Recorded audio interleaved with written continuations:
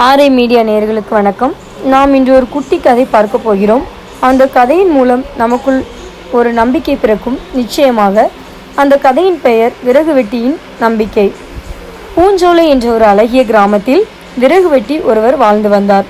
அவர் தினமும் 2 மரங்களை வெட்டி அதன் மூலம் கிடைக்கும் பணத்தில் தனது குடும்பத்தை நடத்தி வந்தார். ஆனால் அவர் வெட்டும் விறகின் மூலம் அவருடைய அன்றாட தேவைகள் மட்டுமே பூர்த்தி செய்யப்பட்டது. சிறிய சேமிப்பு கூட அவருக்கு மிஞ்சவில்லை. அதனால் அவர் ஒரு நாளாவது 3 மரங்களை வெட்டி அதன் மூலம் சிறிய காசினை சேமித்து நாம் அதன் மூலம் வாழ்வில் முன்னேற வேண்டும் என்று எண்ணினார். ஆனால் அது அவருக்கு எட்டாக்கனியாகவே இருந்தது.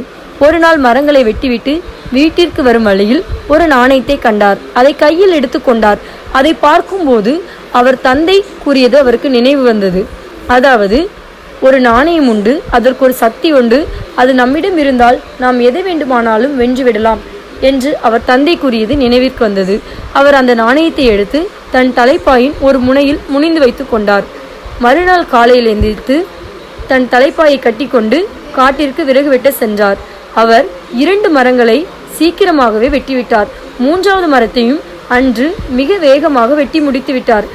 உடனே அவர் எண்ணினார், நாம் இன்று 3 மரங்களை வெட்டிவிட்டோம். அதற்கு காரணம் நாம் முனிந்து வைத்திருந்த அந்த நாணயத்தின் சக்திதான் என எண்ணினார். தினமும் அதே போலவே 3 மரங்களை வெட்டி வந்தார். இதனால் அவர் அதிகமான பணத்தை சேமிக்க முடிந்தது. அதனால் விரைவில் அவர் வாழ்வில் முன்னேற்றம் அடைந்தார். ஒரு நாள் நாம் இவ்வளவு உயர்விற்கு வந்த அந்த நாணயத்தை நாம் பார்க்க வேண்டும் என எண்ணினார். அவர் தலைப்பாயில் முனைந்து வைத்திருந்த அந்த நாணயத்தை அவிழ்த்து பார்த்தார். என்ன ஆச்சரியம்!